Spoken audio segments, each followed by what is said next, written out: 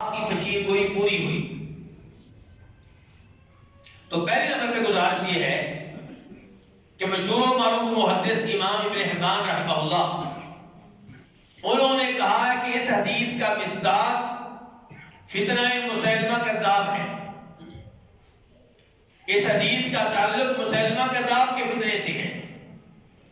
دوسرے نمبر پہ گزارش یہ ہے کہ نبی علیہ السلام نے مشرق کی طرف اشارہ کیا، نجد کی طرف اشارہ کیا. آپ نے یہ تحدید نہیں کی تھی کہ اس سے مراد ریاض ہے یا اس سے مراد عراق ہے، کیونکہ جب آپ نے اشارہ کیا تو علاقہ ایک ہی ہے. بلکہ ایک روایت میں تو یہاں تک آیا ہے، وہ بھی بخاری مسلم کی روایت ہے، اس میں عبداللہ بن عمر یہ کہتے ہیں کہ آپ نے سیدہ عائشہ کے حجرے کی طرف اشارہ کر کے کہا کہ فتنے ادھر ہوں گے. اور رافضی لوگ کہتے ہیں لو جی اللہ کے رسول نے پہلے ہی بتا دیا تھا کہ سارے فتنے اس حجرے میں ہوں گے، جبکہ ان کا موقع بھی غلط ہے اور ان کا موقع بھی غلط ہے. آپ نے اس علاقے کی طرف اشارہ کیا ہے. تو اشارہ کریں گے تو ظاہر ہے کوئی کہہ دے گا پکے کی طرف اشارہ ہو رہا ہے، اور کوئی کہہ دے گا سدیس سیٹ میں جو شہر ہے ادھر اشارہ ہو رہا ہے، کوئی کہے گا قریب والا شہر، کوئی کہے گا دور والا شہر. جبکہ آپ نے ایسی کوئی تحدید نہیں کی. آپ نے اشارہ کیا کہ اس جانب مشرق کی طرف اشارہ کیا جدھر سیدہ عائشہ کا حجرہ ہے، جدھر بقیع قبرستان ہے.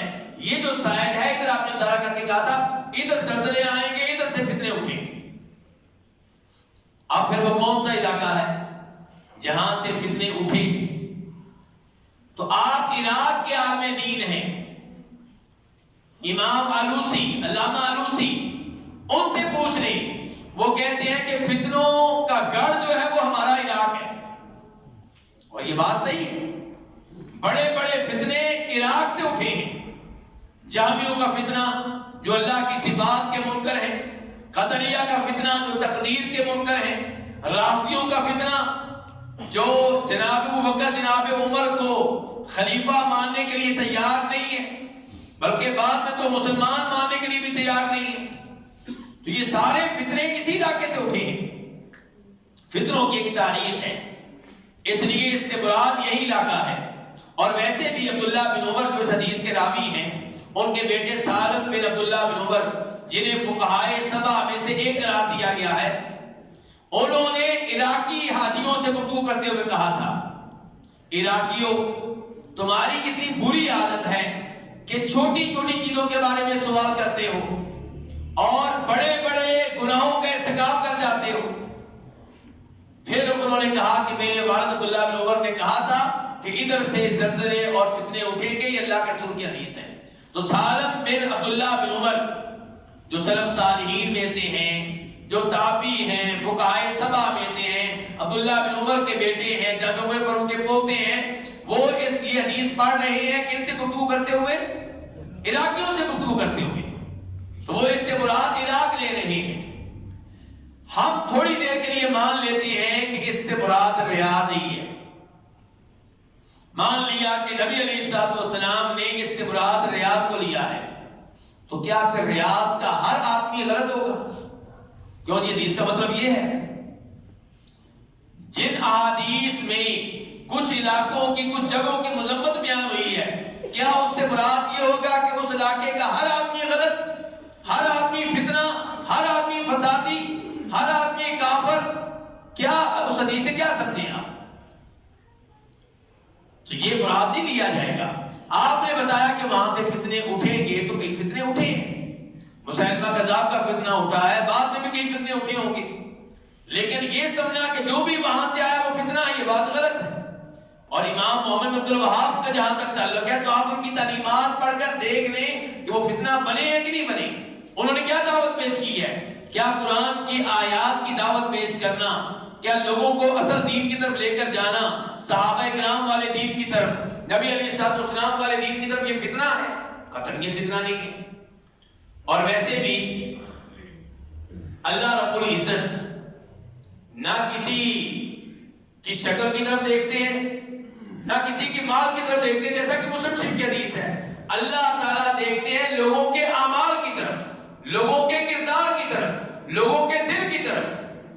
تو کسی علاقے میں رہنے کی وجہ سے یا کوئی مخصوص رنگ ہونے کی وجہ سے یا کسی مخصوص قبیلے سے تعلق ہونے کی وجہ سے کوئی آپ کی غلط قرار نہیں پائے گا.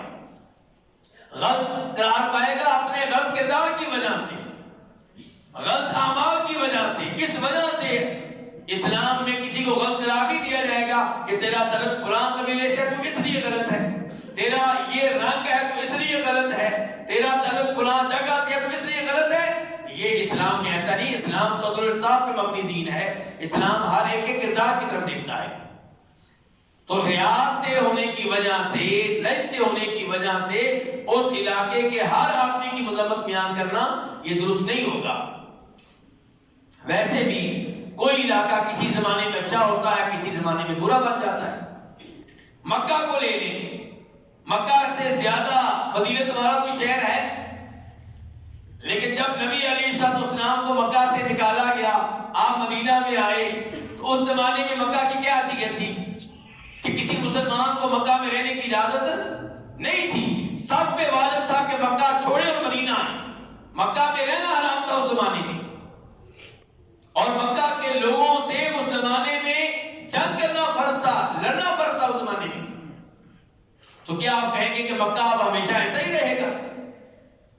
نہیں، ایسا نہیں ہے.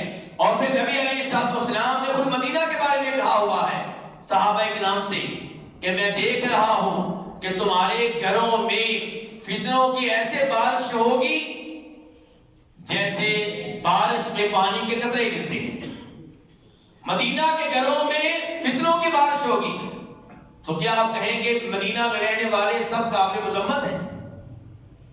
شام کو آپ دیکھ رہے ہیں جس کے لیے آپ نے دعا کی ہے، آپ کہہ رہے ہیں کہ اللہ شام میں برکتیں ڈال.